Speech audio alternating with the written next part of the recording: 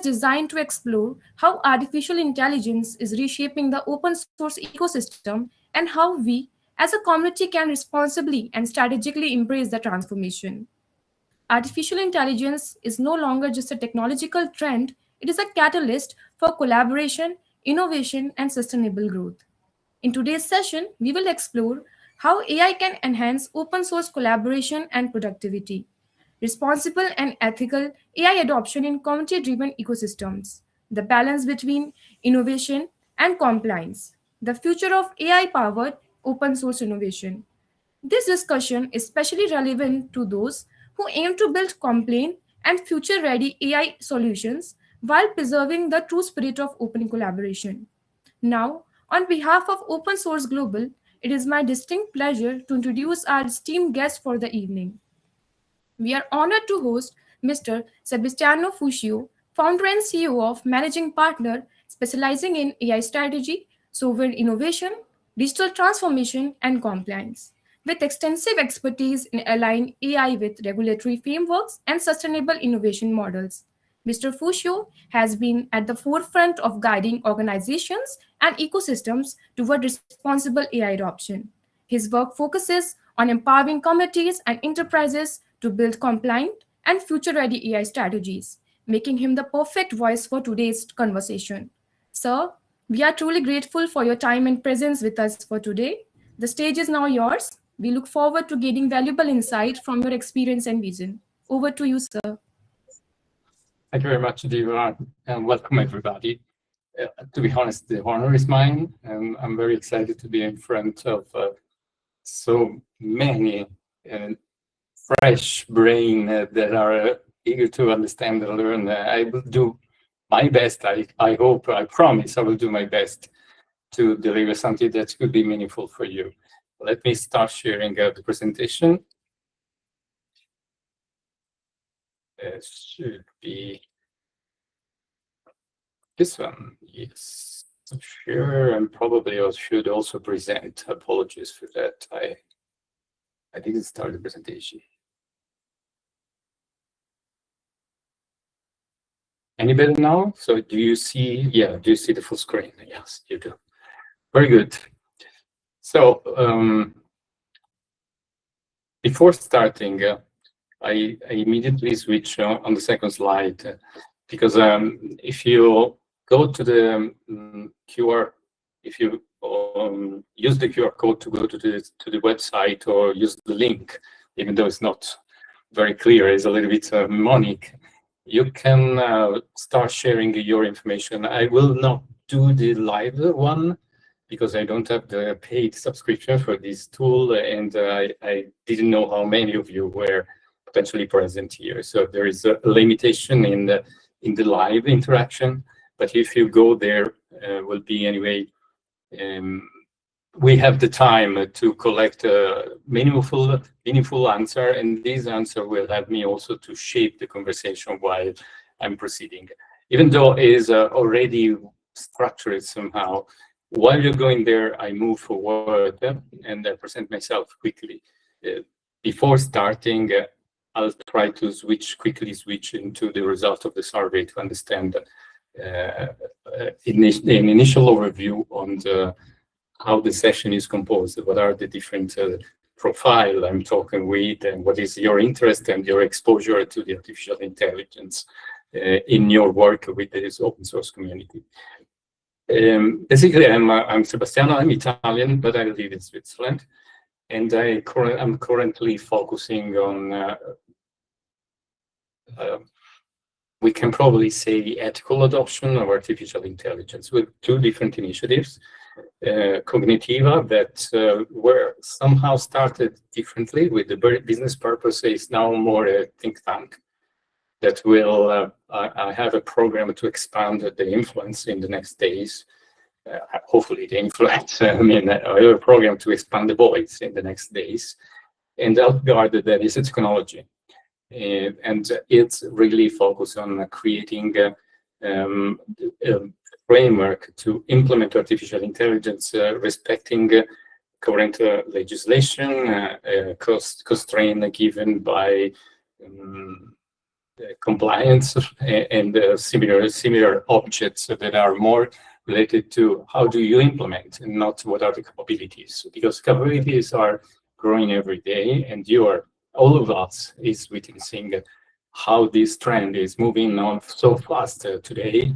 And what is more relevant is what we can do with this powerful instrument that it's invading our life and is not here to stop. It's definitely here to continue to grow and to continue to give us different paradigm about how to change our life. And my interest in the open source is very much related to this initiative, because I truly believe open source concept, open source philosophy as really a strategic superpower that is, apologies, I have a call.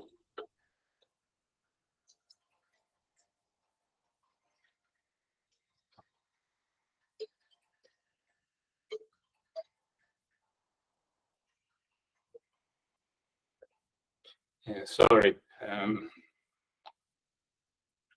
Apologies. I didn't advise that I was in the meeting. Apologies. I was about to say that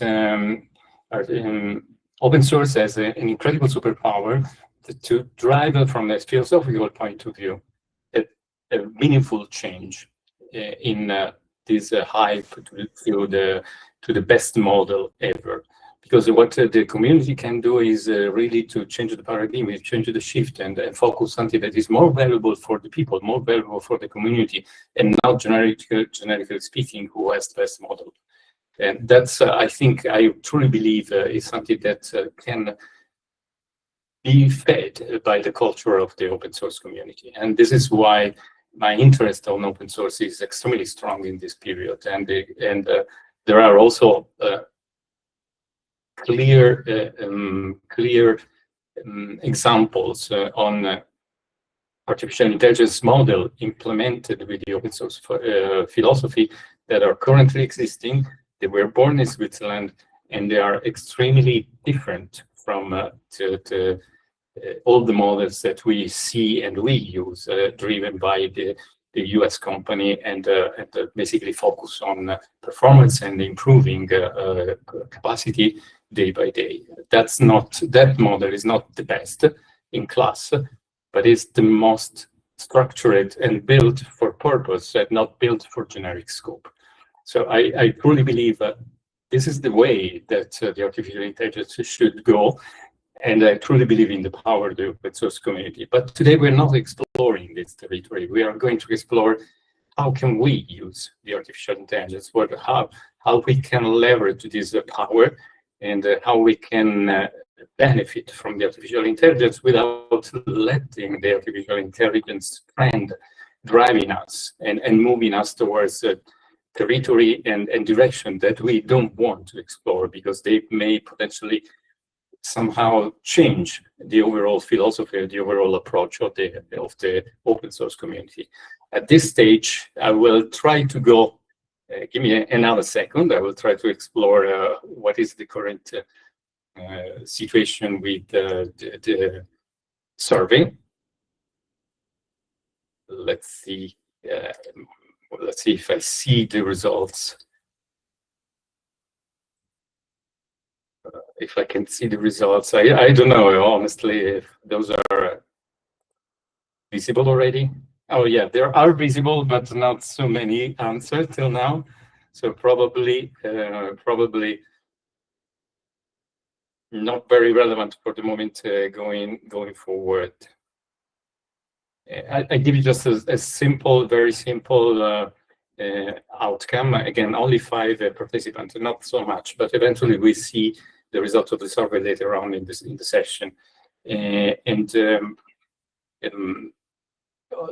But the focus is currently the majority of you is using the artificial intelligence, but is using the artificial intelligence as a productivity booster mostly. And this is nothing wrong with that, but I hope that I can give you a different perspective today. Let's start with the actual content. So basically, my point of view, you can challenge me if you want, and if you feel something different. But for me, open source is not a development model.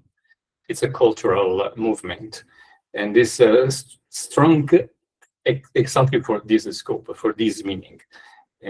Basically, I try to simplify in core principles what I believe are the cultural trends, cultural movement of the open source community.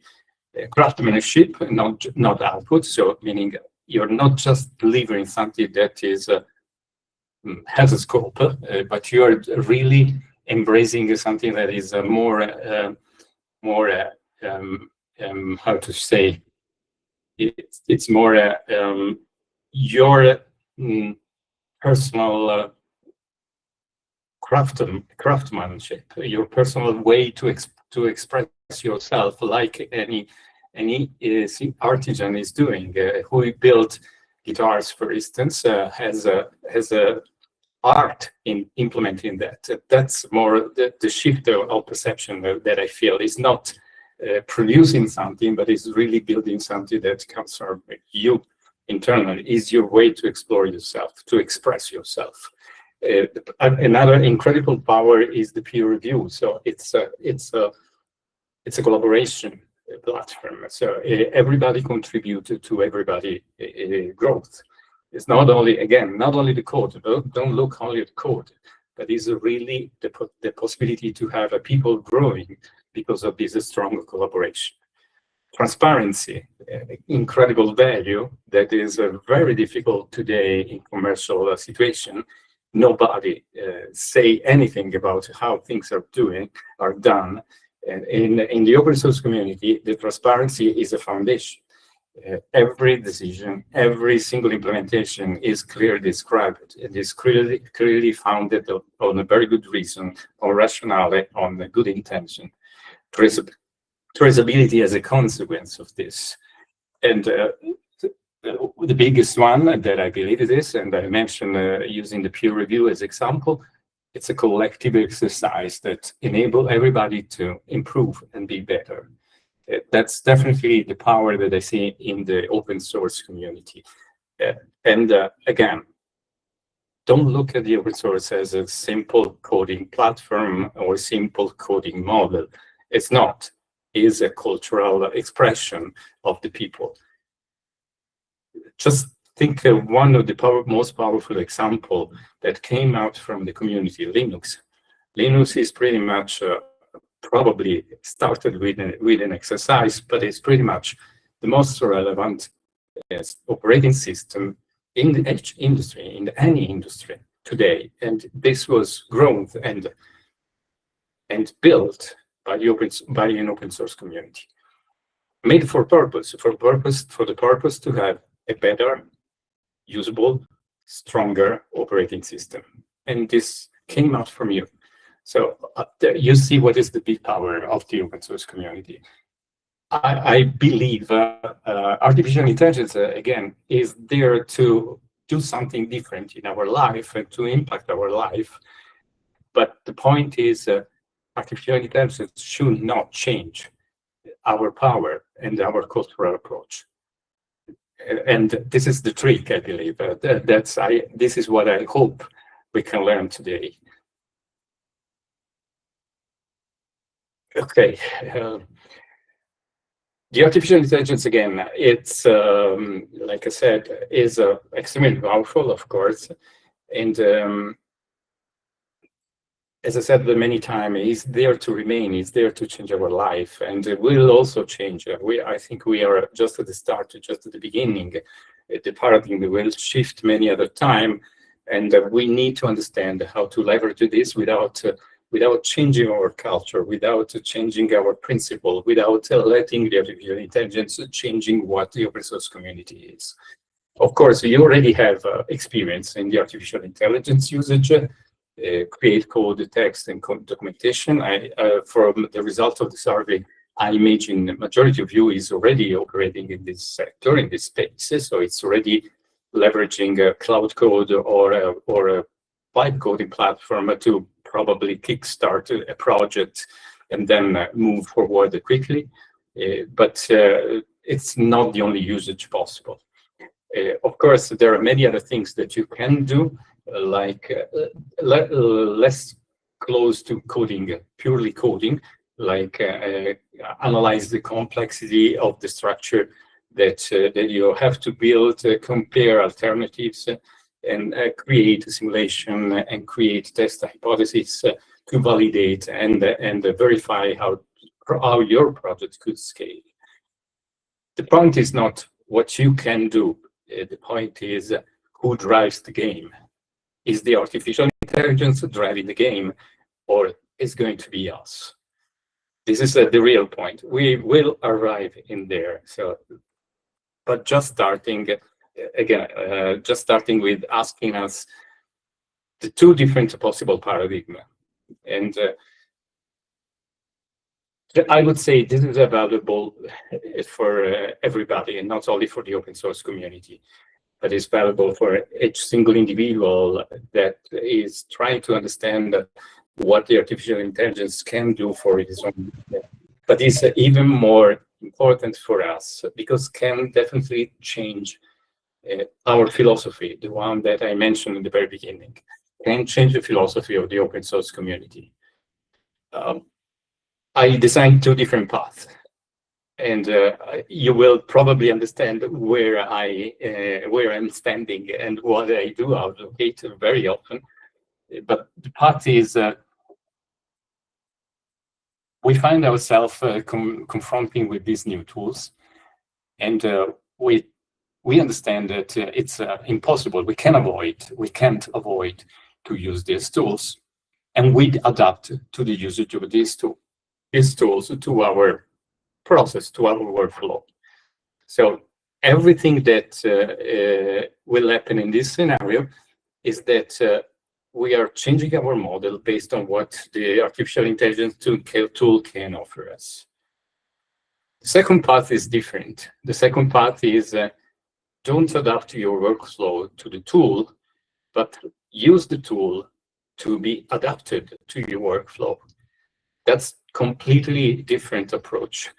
And it does mean that your philosophy doesn't have to change. Your workload doesn't have to change because today there is a magic tool that can enable something and can let you more powerful and more fast into implementing something, into developing something, or into having more business. That's not how does it work. Is that this is a passive adoption. What you should do is to understand how to leverage the power, the superpower we mentioned multiple times of the artificial intelligence to increase your productivity, improve the quality, create more sustainable way of working, optimize your thought process, many other things. It's that this is where the real challenge happens, and this is where the real power, the real value will be delivered by the artificial intelligence if used properly. So this is not a technical decision, which tool is better for live coding or which tool is better to integrate in Visual Studio Code, but it's a leadership moment. You shape your workflow based on what you can leverage by the artificial intelligence. You don't let the artificial intelligence changing you and your way of working. I think this is critical, and I really hope that this is one of the best messages will remain to you till the end of the session. Let's, if there are questions that I have to stop, let me know, please, Diva. If there are questions, outstanding questions that you want me to answer soon, I'm open to stop any moment. Is okay, Diva? You moderate me, so feel free to stop me anytime to give answer. Yes, sir, sure. Is okay? Yeah, I will Okay, let you know. very good. Very good. And here we start to explore what are the different possible usage of the artificial intelligence for our work.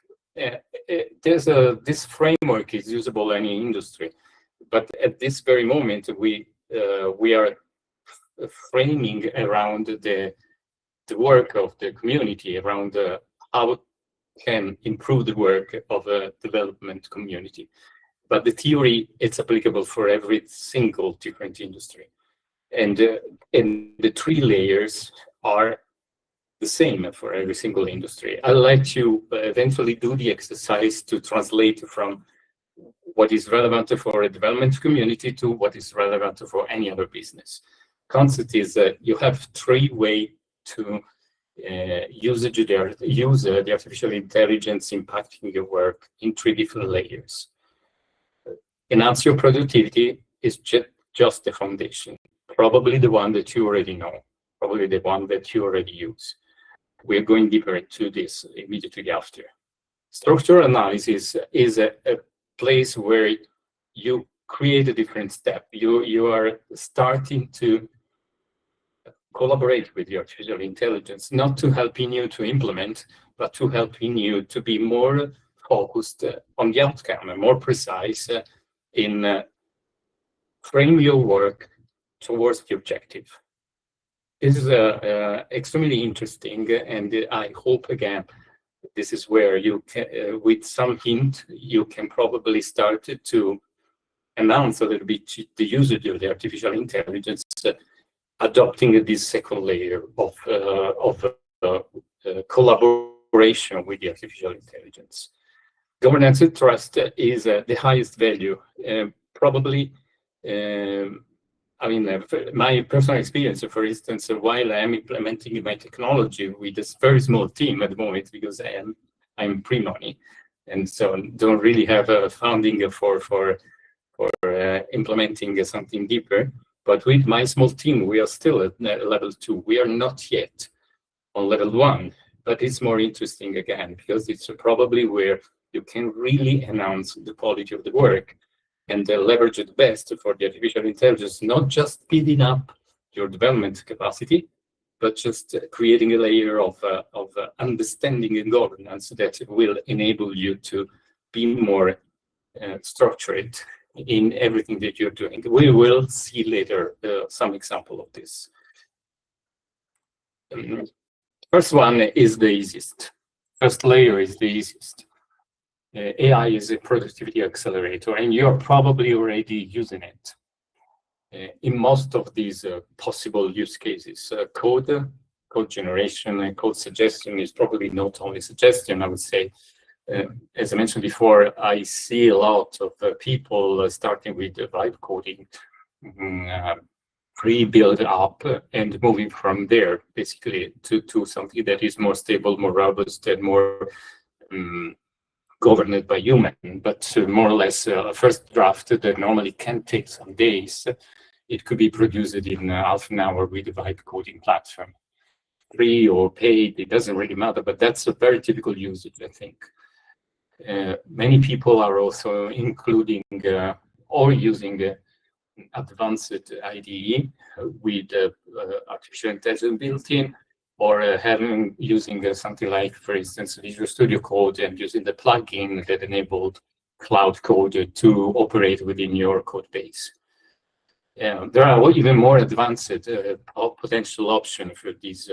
I'm not talking about tools in this case, so I'm not focusing on that, but I can do it eventually if you all are interested to explore different tools and different type of usage, because there are also tools that are more capable to go through the entire code base, not just a single file and operate only on a piece of code, but really understand end-to-end the interaction of each single modules for the full scope. And this is even more powerful. And I don't want to say it's bad, it's wonderful. And this is a productivity accelerator that you have to use, you have to learn how to use. Again, main principle should be always the same. It's you leveraging tools, not the tool driving you. So keep control, keep ownership of whatever you're doing, and use the tool just for let you be more efficient, more fast, and more complete in what you're doing alone in most of the cases. Documentation is also extremely powerful. Again, this is definitely a use case we have. So our documentation is 85% generated by artificial intelligence, same for a test. But this is a very typical scenario. It's again, my recommendation: use it for you and not using to supply you. It's a tool that should empower you to be more something, but it is not a tool that should substitute you. It should supply you to do the work you are supposed to do. I think this is a principle the majority of you is already using for unconsciously, but really I strongly suggest to consider the mantra that is always the same. You don't have to change your workflow because the tool, but you have to use the tool, adapt the tool to your workflow. This is critical, and it's available always. But this is a use case you know. I think what is more relevant and more interesting is to consider the artificial intelligence, so how can support you to a different level. To be completely transparent, this is exactly how we're using in my team at the moment. I make a clear example, and you see the example is reflected in the description of these 4 different pillars or options how to leverage the artificial intelligence. Basically, we're building a product. It's infrastructure, but it's a product. And we are building the product with the typical productization operating model. So we have a roadmap, and we have a roadmap that implements features, and we have a roadmap that implements prototype, MVP, whatever. And the features, we are completing and not generating the features, but we are completing the feature description with the artificial intelligence. We know what we want to do. We know what is the feature for. We have a high-level description, and the high-level description, it's enriched by the artificial intelligence with specification, requirements, expected behaviors, acceptance criteria. And the feature, you can imagine that this is a very rich work item in a DevOps board. Whatever you use, Agile, or it doesn't really matter, probably as a solo developers in a community, but it's a powerful descriptor that can be split down by user story. And this is also the second step where we leverage the artificial intelligence. The user story are automatically generated by the artificial intelligence. There is, again, not everything is accepted by default. The human review, human intervention is always in the loop. We are not allowing the artificial intelligence to drive our work, but basically, this is an extremely powerful way to have the work that we are supposed to do extremely precisely describe it, starting just for a feature, starting from a business perspective and not from a technical point of view. It's the layer that translates what is the achievement, what is the outcome that we want to something that we need to implement. From feature to user story, acceptance criteria. And the very last step is the review, the final review. When we have the code base finalized, we use the artificial intelligence to compare acceptance criteria with what was built. And I assure you, it's extremely powerful because it gives us a very precise result on acceptance criteria if the criteria is fully covered, partially covered, or completely missed out. And this is facilitating my work as a controller because the team is implementing. It's facilitating my work to be sure that everything that was intentionally put into strategic feature that solve a big problem, it's completed, developed, and now it could be tested. So I hope that you see the value. It's a different paradigm. So you're not using anymore the artificial intelligence to support your implementation. You can continue to use it, but you move a step forward and you help, you leverage the power of artificial intelligence to let you be consistent towards the objective, the business objective of your work. It's extremely powerful, and I assure you, it's extremely valuable as well, because it really enable us to be very precise and speed up the work also, because um, as a product owner, the feature description is my work that I can do definitely much faster than leveraging the artificial intelligence that do everything manual. So that's this is an incredible power, and I hope that is giving you different perspective of how to leverage the artificial intelligence for a different scope. And again, it's this is the framework more or less replicated, redescribed it in a short, nothing new than the previous. But it's the principle is always the same. You're using the tool to empower, to enrich, and to have a more powerful workflow. But the workflow was already how I used to work. I just encapsulated the artificial intelligence benefits in critical steps of the workflow. Again, core principle that I will continue to repeat forever. Core principle: don't change your way of working and your way of what you are as a developer, because you have to adapt to the tool. Use the tool to adapt to your workflow. Analyze your workflow, analyze how do you operate, and try to put the artificial intelligence where it can definitely give you the most value possible. This is a critical example, I believe, and I hope that can help you to shape something that works for you. The last, it's a more strategic, if you want. You remember, is a pyramid, and the basis, we are, most of ours, it's right there. The basis is just using the tool for being a better or faster developer, not necessarily better, because in terms of code quality, this is a parenthesis, is a bracket. In terms of code quality, normally artificial intelligence create very clean code, not necessarily optimized for performance or optimized for something else. Is by literature, is how it should supposed to be built, but not necessarily the best in terms of optimization. But so it's not necessarily being translating you in a better coder, it's only faster coder probably. But that's the first layer. Second layer, looking at the process. Looking at the process is being you more consistent to the business work. On the top of the pyramid, there is the governance, and artificial intelligence can help you to be more efficient, also to create a governance framework that help you, for instance, to highlight anomaly, to create, understand the dependency, to detect unusual patterns in all your code base, in all your project. That's probably a little bit more difficult to understand and not necessarily so easy to implement if you are a single contributor into big projects.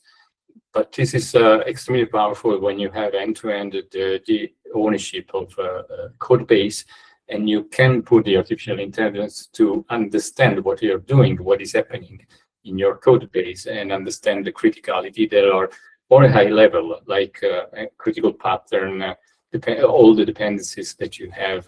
Create a dependency map is extremely powerful exercise that you can do with the artificial intelligence while you have a code base that is already structured.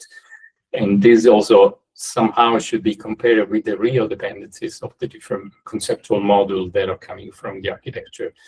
So govern, this means additional support that is more on the big picture and not on the single element.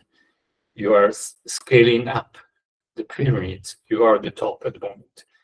This means big view, not only on the single module of code, but the end-to-end value of the whatever you are implementing, or the system that you are implementing.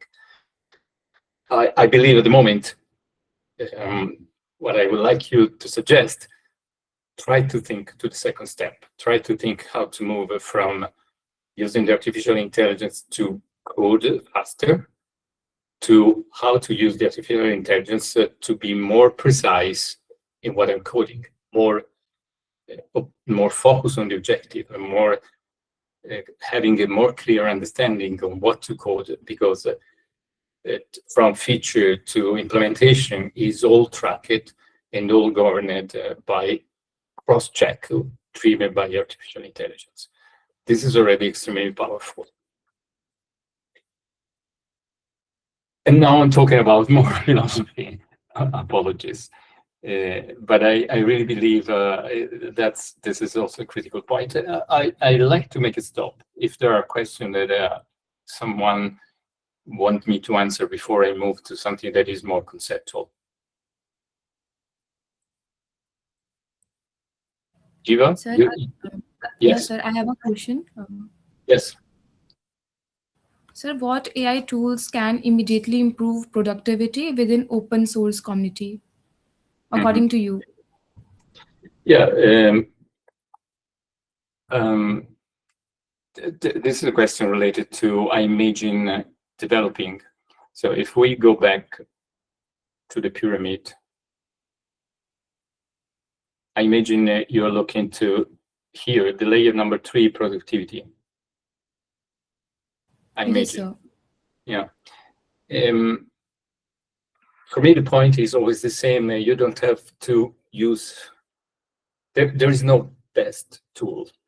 There is the best tool for you. And again, you should think, what is your process and where do you want the artificial intelligence helping you? If we are talking about implementation, for instance, but this is a personal opinion. And again, I strongly suggest you to analyze your way of working. I saw people starting from vibe coding platform, and there are many. You can use Vercel V0, I think it's called. You can use Lovable, is also very popular, and it's kind of efficient. You can use something more simple. I don't remember how it's called, but you can use also Claude itself. Claude via chat is also coding, and you can force the behavior of the chat for coding, and it's a quality from a quality standpoint, good generation of code base. Structure it. I mean, it's not just one single file, everything gated into one single implementation records, but is normally all of these platforms are normally generated code base that you can take, import in GitHub, GitHub or whatever Git platform you want to use, and move from there. But I do believe that's this is a limited exercise, because it's you're delegating a vibe coding platform to work for you. I prefer a different option that is integrating the artificial intelligence support into your way of working. For instance, in my situation, we use Visual Studio Code, and we use a plugin that enables the use of Claude. And this is more punctual work, because you're not creating an end-to-end solution, but you are working on a single block, and for instance, intercepting a problem, or optimizing a block, or creating a test for a piece of the flow that is relevant for you. You're creating test scenario. And for this type of scope, again, it's you having the control, and the Claude Code, for instance, is supporting you to move faster in specific topic. Most of the cases also, again, very powerful, because you can do your coding and you can immediately test and can identify even hidden possible behavior that are not extremely visible. And it's extremely powerful, but again, you are in control. You're not let the artificial intelligence drive your entire code base, but you are using a focused intervention of artificial intelligence for your benefit. And normally, this is what I prefer. Take your IDE of choice, Visual Studio Code, and enable the usage of the external artificial intelligence support that you drive how to use in your code base. That's what I believe is more powerful, because it lets you to continue to be the owner of your work. You don't change the paradigm because of the artificial intelligence. I strongly believe this is how you should operate. But there are a bunch of tools there, and you can also start from, like I said, use Lovable. Many of them are having a paid subscription. But if you're using only to leverage the initial part, start to implement something from zero, and having your initial code base that you afterward transfer somewhere else and start to work in a more punctual and way, taking the ownership of the control of the flow, is also useful to use these tools. But I strongly suggest to focus on what you can leverage to empower you to be more faster, more efficient, more precise, not more controlled by whatever the tool is doing. It's possible to do a lot of things with vibe coding, but I don't believe this is the way to go. I don't believe you can create a scalable, powerful, optimized code with vibe coding. Probably possible, but you have to be so precise in the prompt engineering that I doubt that you will have an advantage on shifting your profile from coder, from developer to prompt engineering. I don't see the value. I really believe use the tool to empower you. Don't use the tool to change you in something else. Think what is your IDE of choice, Visual Studio Code, and integrate the artificial intelligence with the plugin that operates where you want, not where whatever. So don't write everything with your artificial intelligence, but go punctual to the type of to the piece of code that you want to optimize for the scope, that you want to test, that you want to document, that you want whatever else. And that's, for me, the best way to leverage artificial intelligence for this use case, the productivity. Good answer? Did I answer? Yes, sir. Yeah, thank you so much, sir. Okay. Any other question? Yes, sir. Sir, like your form third structure, sir, I have a question also. Yes. Sir, Yeah. how can a student use AI to increase productivity without harming their actual learning? Like you're telling AI, don't use like AI for vibe coding and don't start like AI coding. It's a generic learning, or is a learning related to coding? Sir, for coding. Okay. Again, I try to abstract and give you something that is potentially usable for other things. If you don't mind, if you want to be me to be more precise, I think here again you have to think what is your scope. There are multiple ways. I see that also today there is a ChatGPT that offers something, click button, you click learning, and it does also something to improve you. But I don't think that's the way. There is a very powerful tool that is a Google tool that is called Notebook LM. Notebook space LM. It's free.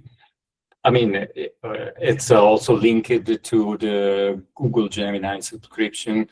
And if you pay something a month, you get some more power in this tool, but it's mostly the same in terms of how to use it. And it's extremely powerful, also the free tiers. What is the difference of this tool? It's grounded. It gives answer only on the sources that you list, because the first thing you do, you you create a new notebook and you put all the sources that you want. For instance, your manual of all the manuals, say all the official documentation of code language of Python, for instance, and if you list all the books that you want that are related to Python, are official documentation, not something that comes from a community, or you can probably, if you trust the community, if you can probably add additional sources, but probably start with, I normally, when I want to learn something, I start just with a book.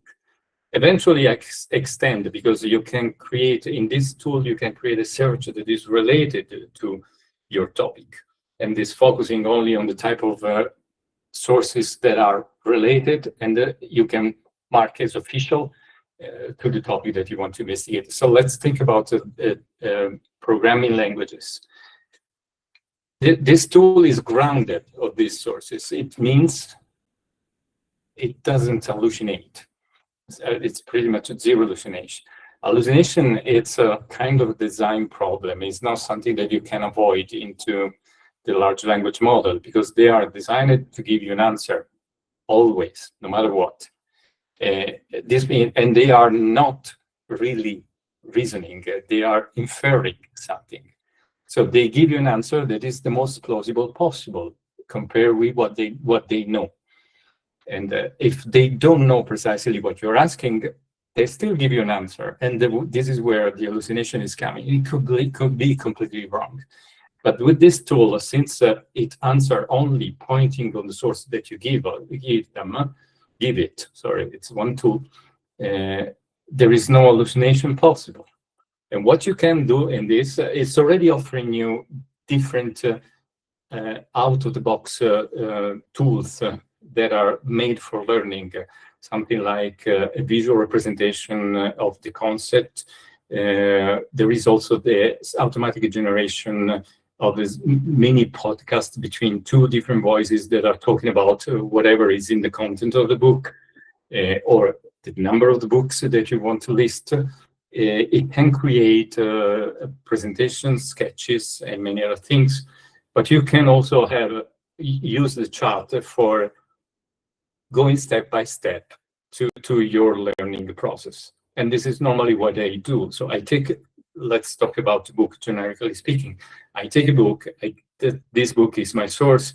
I can probably leverage all these out-of-the-box tools because they are interesting. Like this podcast is a nice speech, because instead of reading it, you can listen, and it's shorter, it's not so long like reading a book. But what I normally do is I go chapter by chapter, and I extract the main point of the chapters. Normally reading, I mean, for a development tool, for a development language, is probably different, but there are still chapters. The basic construct, and many other things that you can probably put in an order of increasing complexity. But I do read, I take notes, and then I ask my doubt to the tool to explore one single argument. And this single argument becomes a small text that can be used to explore whatever it was my doubt. And you can also ask for a language to give an example. For instance, please do explain me what is the if construct in Python and how can I use it? Or what are the different case construct in Python and how can I use it?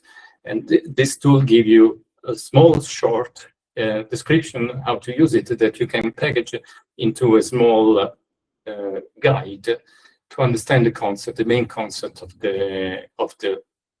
that specific language you're studying, or whatever else you're studying.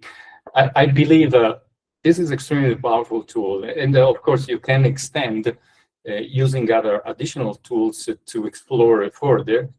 But I normally always start from there when I want to read something and derive the concept, or study something and have a good understanding. That is, here the artificial intelligence, the power of the artificial intelligence is I can always rely to what is written in the book, not to a generic understanding that comes from a very large model that is only inferring. So has a very deep knowledge, but is inferring, is not precisely pointing to the answer, like that very tool is doing. I encourage you to explore this option because for me, it is extremely powerful. Of course, if you're talking about learning coding, exercise is the best always. You start from there and you go to apply the concept and verify yourself. For instance, again, yes? Someone talk? No, sir, Okay. you can continue. Yeah, for instance, again, if you want to if you want to learn the case construct in Python, I don't even know if it's existing, to be honest. But the case in case this is A or B or C, that's normally a typical construct that is existing in all the languages. When you understand how it is using a tool, you can go in your ID platform, create a small code, and using a cloud code plugin to correct you. Just asking, I'm currently studying this construct in Python. Can you give me some the exercise? You can ask also to the first book, and you can correct the exercise into your IDE. I think again, it's up to you. Adapt what are the possibilities of the artificial intelligence to your workflow. Again, study with a tool that is grounded on the book that you're using for studying, Notebook LM. Create, analyze concept by concept, create exercise, and then go to test the exercise into an IDE or into a chat. I think for testing the exercise, even ChatGPT or Claude can help you very good, very simply, very good way, because that's a very open and simple exercise you can do elsewhere.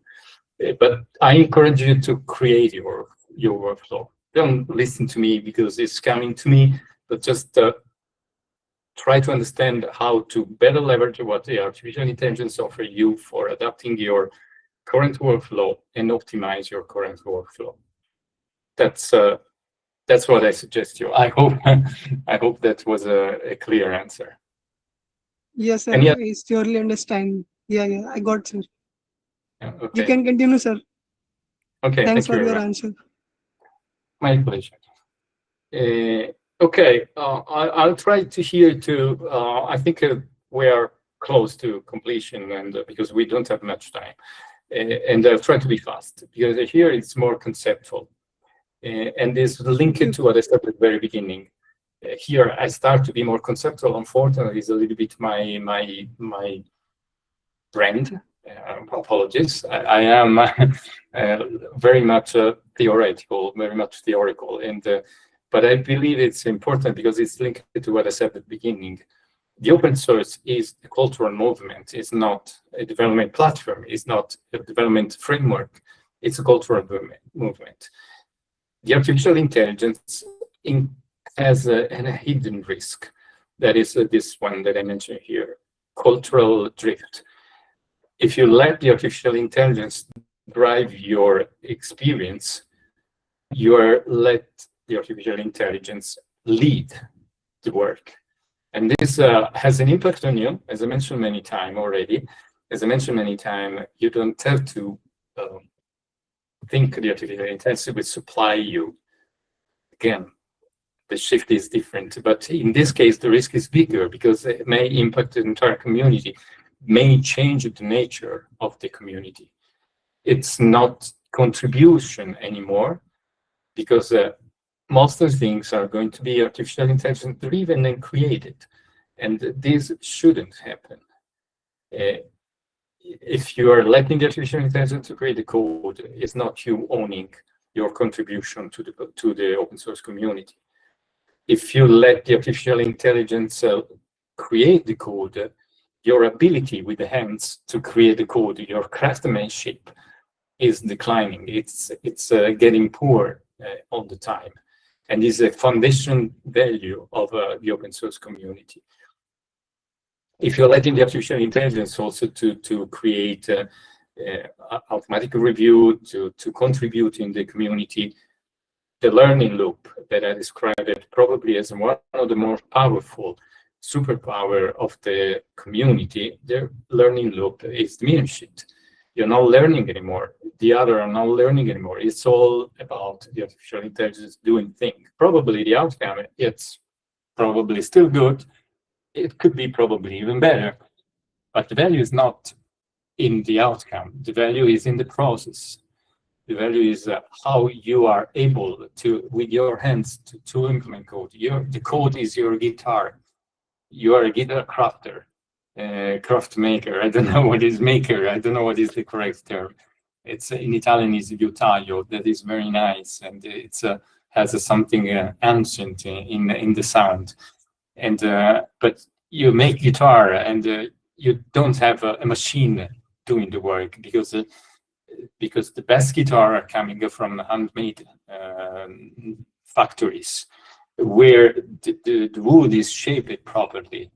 It has a different resonance, has a different color. Everything is much better, and this is your value. It's you doing the code, not artificial intelligence. You doing the contribution, not the artificial intelligence, and you learn because of that. Don't let the artificial intelligence take the ownership of the community. That's the point for me. So it's a big risk for me, but apparently it's not. We have the power to change this risk and translate into an opportunity. Because again, the artificial intelligence is an amplifier. If we are able to use the support of an artificial intelligence to make ourselves better in something, not because the artificial intelligence is supplying us, but because the artificial intelligence is entering in our workflow, empowering us in things that are important, but they are still letting us to lead the process. They are not changing the change. They're not changing the paradigm, but you're just getting the values. So, for instance, I just listed some of the possible values the artificial intelligence can give you without delegating to the artificial intelligence the culture of the open source community. It's about having faster adoption, better review, that are still led by humans, but they are empowered by the artificial intelligence. You can get the learning faster because of the artificial intelligence, but still it's your power, still it's your process, still it's your code. This is it's probably a smooth difference, but it's extremely powerful. You have to change your approach to the artificial intelligence and understand it's a tool that can empower you, should not supply you. Your value are still the same. You are the coder, you are the developer, you are the contributor. You are not the artificial intelligence. The artificial intelligence can make you better, faster, better, more complete, more precise, but cannot substitute you. Those are principles that I try to draft, and I mean, this presentation I'll give you to your community leader. I hope you can build this in your in your community and adopt as the principles. I mean, I have an architecture background, and these are normally called it architectural principles. So our idea that are leading the entire process, basically, as the principles. So, the first one is what we mentioned for the vibe coding approach. AI draft, human validate, and is valuable also for usage, the usage of artificial intelligence within your code. So it's a speed up. It's not a change of paradigm. It's still you doing the work. It's still you putting the intelligence on the code, and not the artificial intelligence. Use this as a draft. It's fine as long as you take the ownership and control on everything. And acceleration without dilution is the core message, probably. Because again, if you are using too much and too extensive, and you delegate a lot to the artificial intelligence, you dilute your presence in your valuable intelligence into your contribution to the community. And you need to find a balance again. Transparency over opacity. The artificial intelligence can allow you to have a wider understanding with tagging, documentation, creating knowledge maps, a lot of different things you can do outside coding to have a more clear picture on what is the scope of what you're building in that very code repository, or in your single piece of code that you're contributing to the community. And that's the principle. The fourth principle is what I mentioned multiple times. it's augmenting you, it's not substituting you. It's here for that scope. It's going to be better, it's going to be more powerful, but that principle will remain and should remain. Empower you, don't substitute you. This is critical, and is something I hope remain valuable and very well written in your mind, or probably in your bedroom, also in front of your bed, and you see every night when you go to sleep. Structure before speed. This is also important, and there is a possible drift that could happen adopting artificial intelligence upper fourth, that you feel extremely powerful, and even though when you have control, it could happen that you tend to privilege the speed because you're now able to control everything in spite of good structure and good thought process behind the scene. This is also extremely important. You have to always contribute to create some value and not create some value fast. That's nobody's asking that. In generally speaking, is not in productivity is important, and the artificial intelligence enable faster productivity. But the point is, create value. It's always the best principle that you can adopt and follow. Last, before I skip one because I see it's already 1 hour that I'm talking. I skipped one because I believe again a little bit philosophical here, but I believe something that I mentioned at the very beginning. The artificial intelligence is an opportunity for you as a community, for you as an individual, as a contributor of the community, or as a future entrepreneur, or whatever you want, is an opportunity. But it's also the opposite. I believe the open source is an opportunity for the artificial intelligence as well. What I don't like at the moment, I am one of the person in the industry, but what I don't like at the moment is where are we going? I believe there's no value. There is no value to have a model that today is there, tomorrow is probably already overcome by another model, and they create better images, and they create better videos, and is more powerful, it's faster, has less hallucination. Where are we going there? It's not clear. While the open source has the culture, because it's a part of the open source community culture as well, to create something that is driven by value. The example I normally do here, that's a very high level philosophical concept, but I hope it's clear if I give you the example of Linux. Linux was built by the open source community. Linux has a commercial identity in Red Hat, which is still Linux. It's just made for enterprise and made for production, a large-scale production. But it's coming from the concept that was built by the community. It's coming to the concept that driven the implementation of an operating system that was built for many different purposes: scalable, strong, reliable, secure, and many other things, and simple. And I believe the artificial intelligence can really leverage the same paradigm, can really leverage the opportunity of the collective governance that the community can give to create models that are different from the hyperscaler, probably not so powerful, but specific for a purpose that it has more business value. So I believe this is your power, and this is how you can shape the future of the artificial intelligence, contributing to the open source community. Again, that's a little bit philosophical, probably not immediately impacting you today, but starting to participate and contribute to open source AI initiative. So not only how to use personally the artificial intelligence, but also participate and collaborate to open source AI initiative. You can see that the collective governance, the collective thinking can drive the artificial intelligence to something different than today.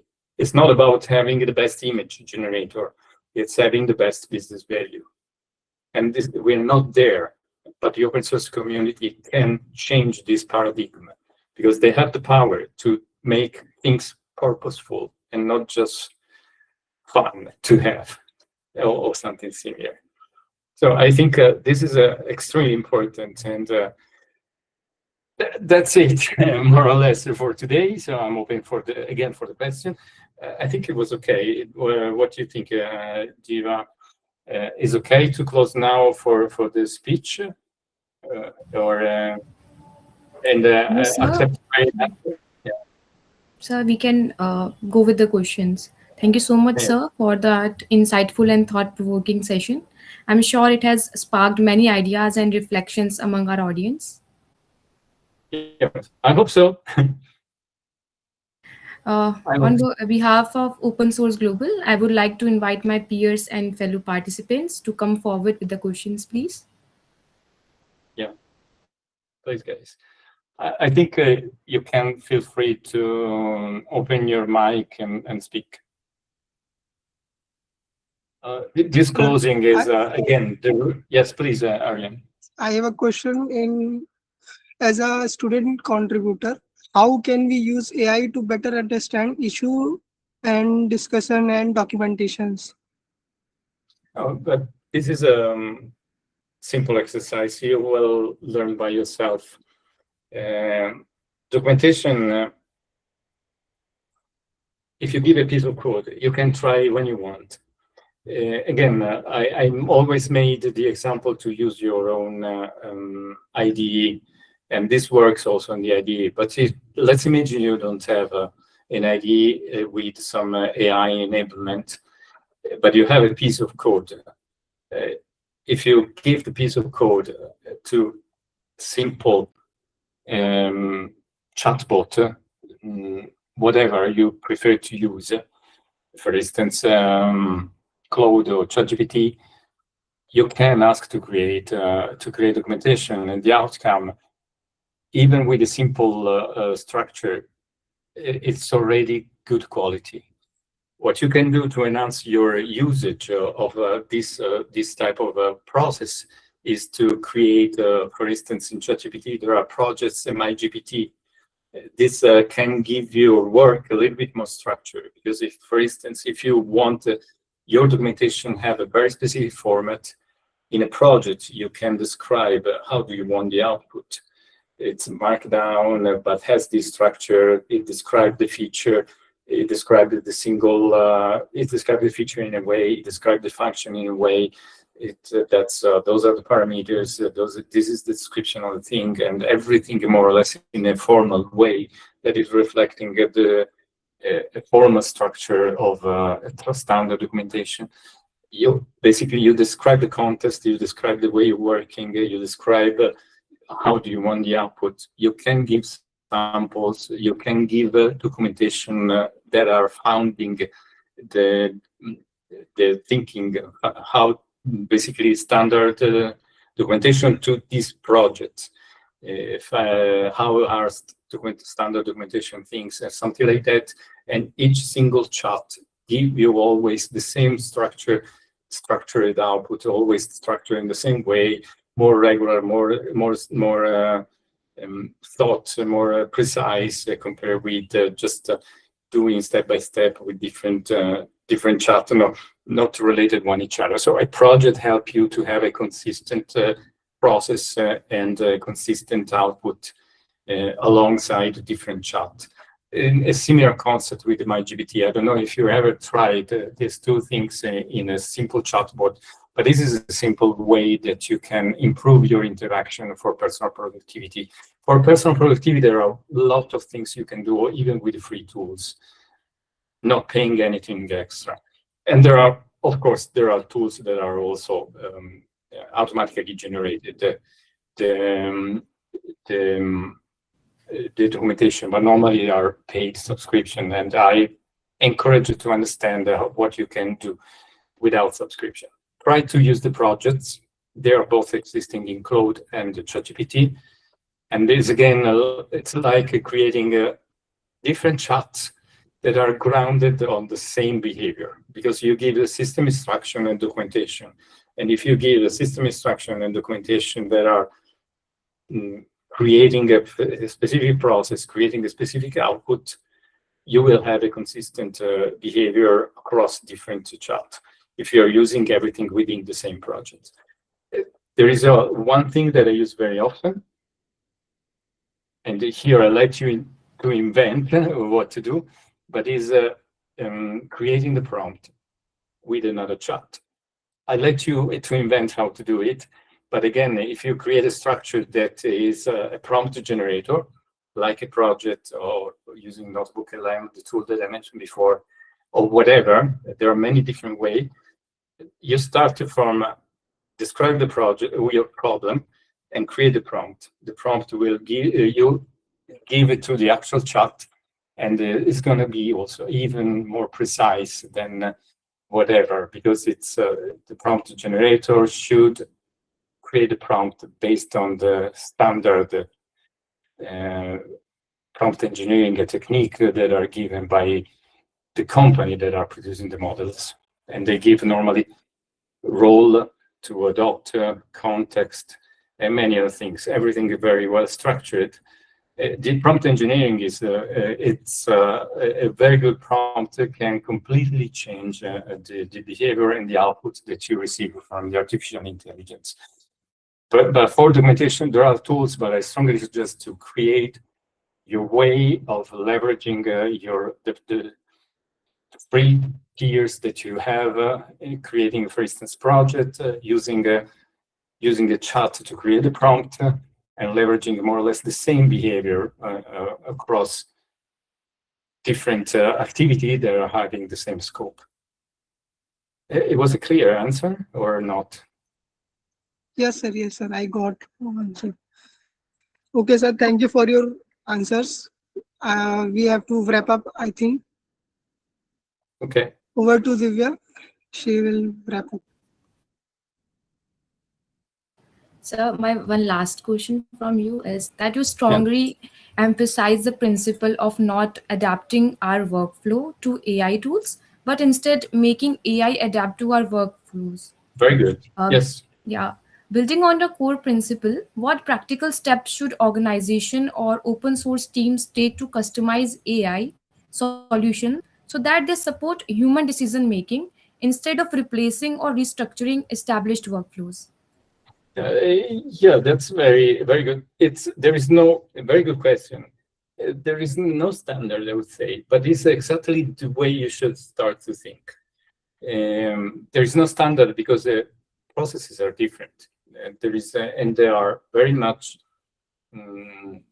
human-driven, the processes. So processes that are having the same scope are not necessarily the same across different organizations, and that's the key thing. But the point is, trying to having a good understanding of what the artificial intelligence can offer, and put the artificial intelligence in the critical path, where the value is it's clear and strong. The example I made that describe how we are currently using the artificial intelligence to move from feature description to code is something that I have invented, but there is no framework. But I think that principle, it could be similar in many of the things, and I think this is very much code related somehow. Don't know exactly the single contribution, how the single contribution work, but when you have a team that is implementing something that is a product in nature and has this implementation path that is moving around the feature, and the feature are also nested into a roadmap, but they are critical in terms of time.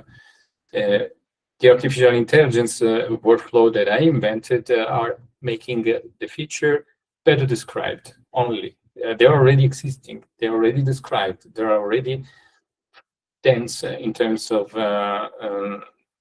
what needs to be accomplished and how to validate. but the artificial intelligence create a structured way to describe that is consistent across different features. So it's always described in the same way. This is what is the feature about. This is the context. This is the business outcome, and those are the acceptance criteria. Those are the validations. If the feature is complete when I achieve 1, 2, 3, 4, and from that create a user story that describes the work that needs to be done, more or less. The user story describes the work. I don't know how much you are familiar with this concept, but the process normally, what I made, it was to translate the traditional Kanban process, feature, user story, or PBI, and tasks in something that is partially automated to complete and make more rich in terms of description the high-level part, letting the engineer to decide what to do without intervention of artificial intelligence, but having the artificial intelligence present in describe in a deeper way, structured way, and more dense of details what needs to be done conceptually.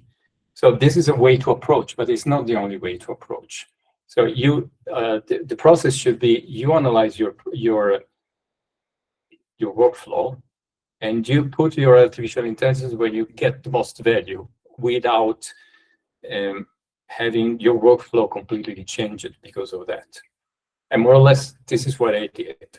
I like to have this process, but I didn't want to have the engineer being supplied by the artificial intelligence. So it's only on the descriptive part that I put the artificial intelligence to enrich the details. After that, the work is still on the engineer. And there is the closing loop is the validation. When the engineer has finished, I take the acceptance criteria that are written on the top of the process, and I let the artificial intelligence to analyze the code and understand if the acceptance criteria are all completed or not. This is an example, but the point is, it's the same.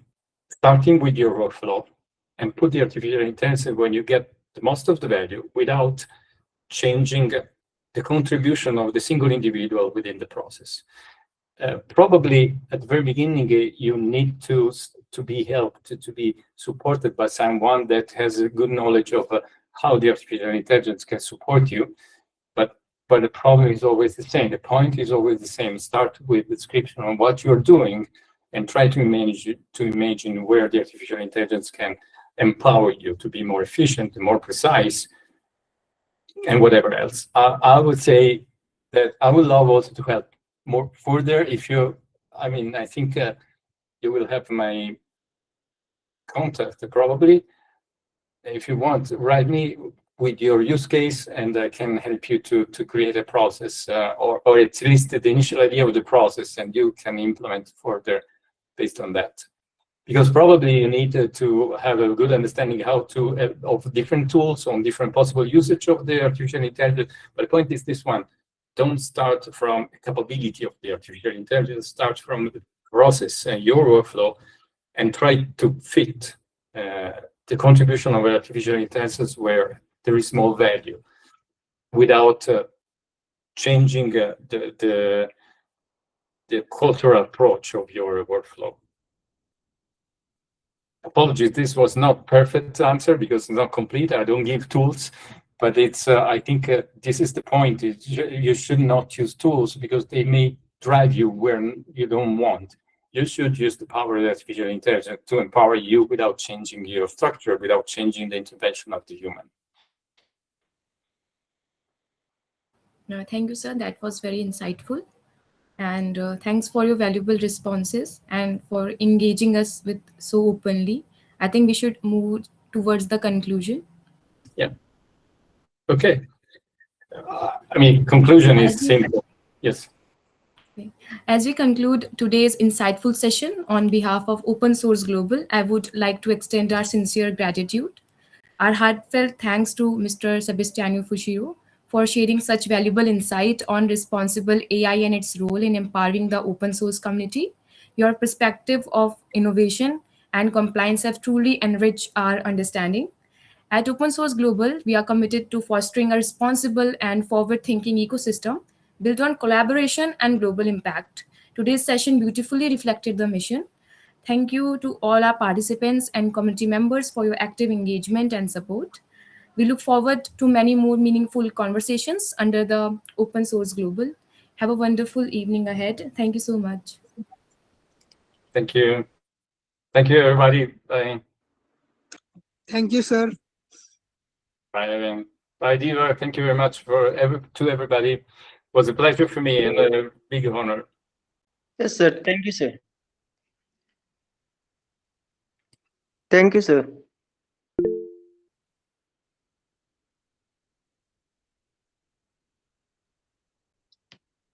Okay, guys, you can leave now. The meeting is over.